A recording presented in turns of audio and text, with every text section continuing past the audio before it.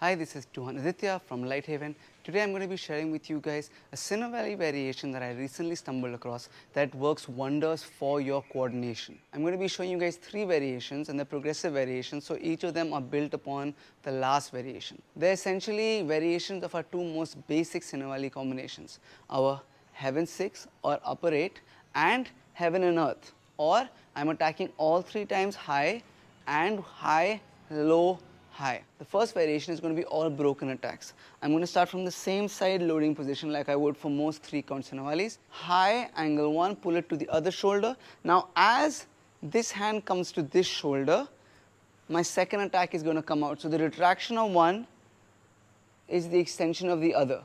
Now as this starts to retract, this hand is going to go behind the head and come back with an angle 1, tuck under the shoulder on the other side. So I go 1, 2, 3, 1, 2, 3, 1, 2, 3. Now it's important, at least for, it makes it easier for me at least, that when I'm taking the stick behind my head, that I am keeping it in contact with my shoulder. I am not doing this. Again, this is not necessarily a fighting combination. I would not count this as a fighting combination. I would count it as a coordination combination. It's going to help you to build the coordination of your double stick. So when I am touching my shoulder, my stick is going to stay touching the shoulder and my hand is going to go around my head. Now for all 3 combinations, we're going to have this around the head movement.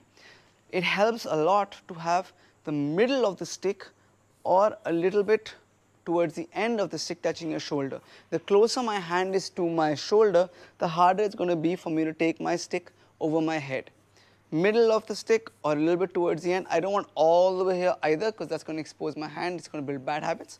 But here or middle of the stick, it's going to allow me to easily take the stick over my head without me being afraid of smacking myself in the face or me having to duck my head down. So one last time, the first variation, broken angle 1, broken angle 2, broken angle 1, broken angle 1, broken angle 2 behind the head, broken angle 1. Again, it's angle 1, angle 2, angle 1. Variation 2 is going to have the same behind the head movement, except now we're going to add that low attack. So I'm going high. Now as I pull this back, instead of going angle 1, I'm going to go angle 4.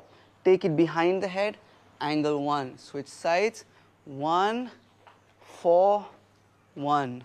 High, low, high. High, low, high. From the side ones, high, low. We say low when we do heaven and earth, but it's actually kind of medium.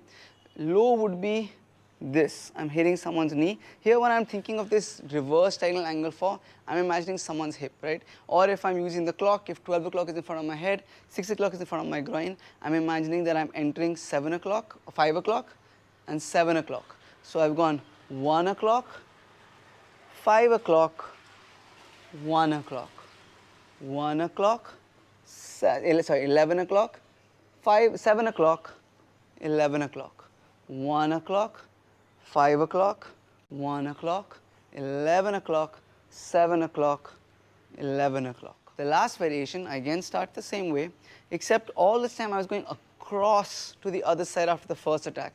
Now I'm coming right back to the same shoulder. As I come back to the same shoulder with this hand, the other hand goes out, angle 4. This hand comes around the head as this hand comes back, and I go angle 2. Other side, angle 1, same shoulder, angle 4 as this hand goes around the head, angle 2. I'm trying to make sure as much as I can that the retraction of one attack is the beginning of the extension of the next attack, and the retraction of this attack is the extension of the next attack. This means that you have to, if I was just doing a normal Cinnavalli, heaven 6, upper 8, whatever you want to call it, if I'm just doing all broken strikes, this is not a problem.